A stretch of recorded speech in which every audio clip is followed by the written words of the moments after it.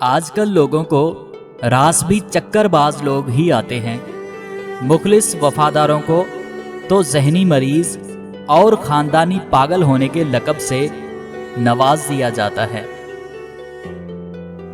अपनों की गलतियां भी अपनी होती हैं, मिलजुल कर गलतियां सुधार लेनी चाहिए।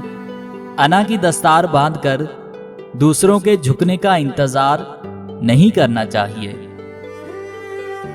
कुछ चीज़ें बहुत देर बाद भी पलट कर वापस आ जाती हैं, ख़ुसूसन दिया हुआ धोखा और बोला हुआ झूठ। जब दिल रोता है ना, तो इंसान मर भी रहा होता है और मर नहीं भी रहा होता। हो गई तो पता चला मोहब्बत खुदा की तरह बेनियाज होती है। मेरिट बनाकर नहीं देखती कि कौन इस पर पूरा उतरता है। हो जाती है तो कमबख्त रगों में उतर जाती है। जिनसे मोहब्बत हो जाए ना मोहतरम, उनको अपने एहसासात, जज्बात और ख्वाहिशात बेचकर उनकी मर्जियां खरीद ली जाती हैं।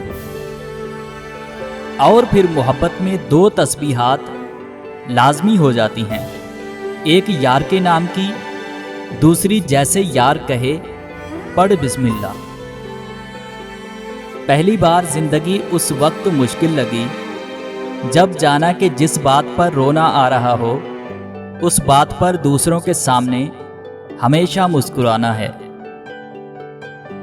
जिस मर्द की मोहब्बत सिर्फ नाफ से नीचे तक महदूद होती है, उसकी खास पहचान ये होती है कि वो औरत की झूठी तारीफें करता है और उसे किसी भी गलत काम से मना नहीं करता।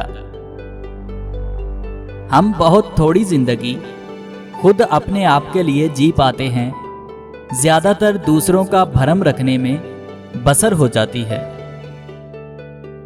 बारगाह रब्बुल इज़्ज़त में दुआगो हूँ, अल्लाह पाक आपको अपनी रहमतों और बरकतों से माला माल करे, रिज़्क़ में खैर व बरकत अता फरमाए और हमेशा अपनी हिफ्ज़ व अमान में रखे।